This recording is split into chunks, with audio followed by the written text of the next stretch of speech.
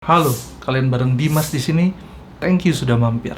Nah, hari ini gua nggak akan ngomong tentang karir, karena beberapa video sebelumnya gua udah cukup banyak bahas tentang karir, dan selingannya hari ini gua akan bahas tentang salah satu hobi yang memang lagi gua tekunin banget. Itu adalah podcast. Nah, mungkin beberapa banyak yang nanya bahwa ngapain sih gue bikin YouTube dan gue bikin podcast juga. Karena menurut gue podcast sama YouTube itu punya dua market yang berbeda. Ada dua tipikal orang yang doyan konsum konten.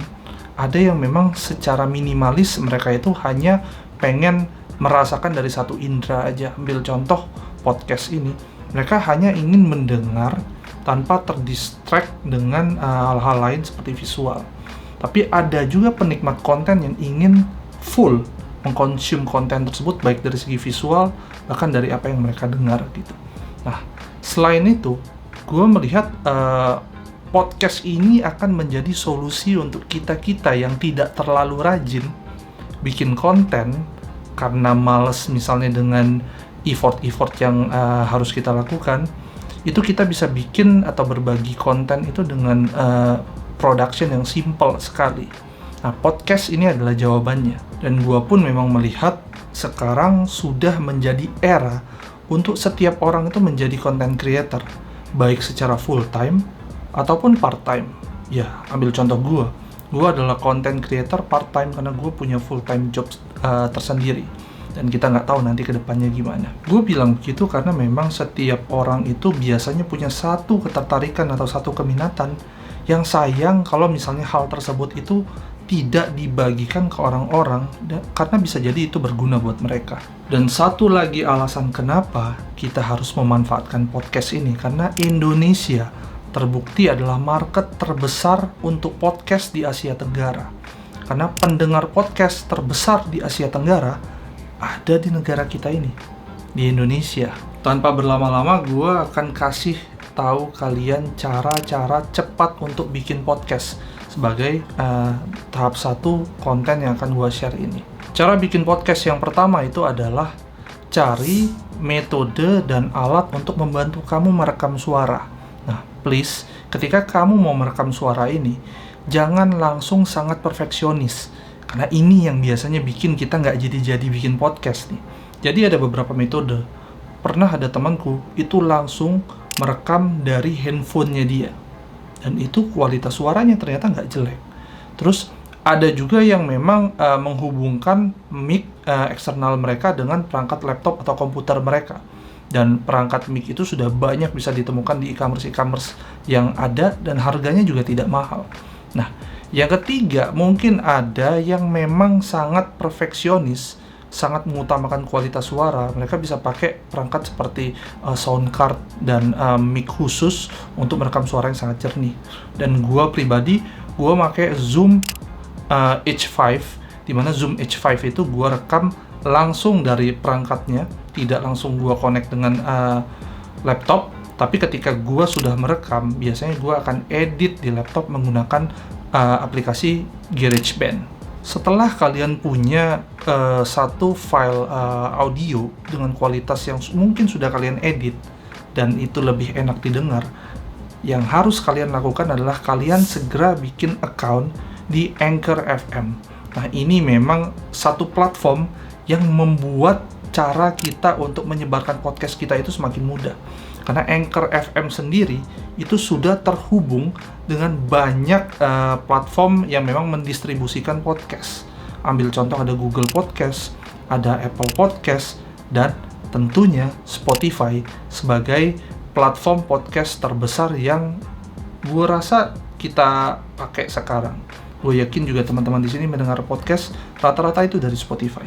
Dan hanya dengan cara-cara yang tadi barusan gue sebutkan, podcast kamu itu sudah bisa live dan sudah bisa didengar oleh banyak orang. Nah, gampang kan? Nah, tapi untuk bisa podcast kita itu dikonsum banyak orang dan memang punya banyak audiens, itu tentunya ada tips-tips yang gue juga akan share. Di sini gue men-share bukan berarti podcast gue udah rame, tapi at least gue sudah mulai mempelajari trik-trik yang bisa kita maksimalkan agar podcast kita itu punya banyak audiens. Oke? Kita mulai dari sekarang. Tips pertama untuk bikin podcast itu adalah merencanakan dengan matang tema general yang akan jadi tema podcast kita. Nah, ini harus memang satu tema yang kalian nikmati dan kalian sendiri suka. Jadi ketika kalian memplanning konten podcast kalian, memang ini tidak jadi beban, dan ini memang jadi justru kesenangan tersendiri karena kalian akan ngomongin hal yang kalian sendiri suka gitu. Tapi ingat, supaya banyak yang consume, ini harus sesuai sama market Spotify terbesar yang memang akan consume konten kita. Dan sebagai catatan, ini perlu kalian catat, market terbesar ini adalah orang-orang di umur 20-25. Nah, jadi memang carilah konten-konten yang segar, yang bisa mendapatkan perhatian dari orang-orang di range umur tersebut. Nah, sebagai bocoran, gue akan share 5 kategori terbaik dan teratas di Spotify yang mungkin bisa kalian jadikan pertimbangan. Konten-konten itu adalah komedi, cerita misteri atau horor, sosial budaya, olahraga, dan hiburan. Oke, yang nomor 2 adalah bikin konten planning untuk podcast kalian. Kenapa? Kalau kita hanya mengerjakan episode per episode saja, tanpa kita bikin konten planning yang cukup panjang, itu besar sekali kemungkinan kita itu akan demotivated di tengah-tengah dan pada akhirnya tidak melanjutkan podcast kita. Jadi udah paling oke banget kalau kita bikin planning yang cukup panjang. Let's say kalian punya 20 judul podcast kalian ke depan, dan pada akhirnya nanti kita tinggal menggali episode per episode, dan pada akhirnya kita cukup rapih menciptakan rencana podcast kita ke depan. Yang ketiga, better podcast kalian adalah percakapan 2 orang atau lebih. Nah, ini memang insight yang cukup banyak bisa dibuktikan di podcast-podcast di Indonesia. Jarang sekali ada podcast solo satu orang yang memang ngomong, tapi ya bukannya tidak ada, dan beberapa juga cukup terkenal. Tapi kebanyakan podcast-podcast yang cukup mendapatkan perhatian di Indonesia adalah podcast yang berisi percakapan 2 orang atau lebih. Nah, coba kontak teman-teman kamu yang kelihatan cocok untuk jadi co-host podcast kamu. Tips keempat, kamu harus peka dengan orang-orang yang akan mendengarkan podcast kamu. Nah, menariknya di Indonesia, ini perlu kamu catat, justru pendengar podcast itu bukan di perjalanan, tapi ketika mereka ada di rumah. Dan data yang menarik lagi juga menyampaikan bahwa podcast-podcast yang sering didengar adalah podcast dengan durasi 15 menit sampai 30 menit. Bukan podcast-podcast pendek seperti beberapa insight dari luar. Nah, jadi kalian bisa explore podcast-podcast yang durasinya cukup panjang. Dan jangan lupa, di Indonesia juga podcast itu didengar malam hari. Di beberapa insight yang gue baca di negara-negara lain, kebanyakan podcast didengar pagi hari ketika perjalanan ke kantor. Ternyata Indonesia itu beda dan cukup unik. Nah, kalian harus peka dengan insight-insight yang barusan gue sampaikan, dan coba atur konten kalian untuk cocok dengan tipikal audiens seperti ini. Dan tips terakhir, jangan pernah bosan untuk rekam terus, ulang terus, kalau perlu latihan terus, supaya kita sendiri mendapatkan style ngobrol yang memang disukai oleh orang-orang. Karena berdasarkan insight yang pernah gue baca juga, yang menjadi key untuk orang-orang menikmati podcast kita, selain tema yang memang nomor 1, itu adalah cara penyampaian. Nah, jadi kalian latih sendiri, tidak harus menuruti orang-orang lain.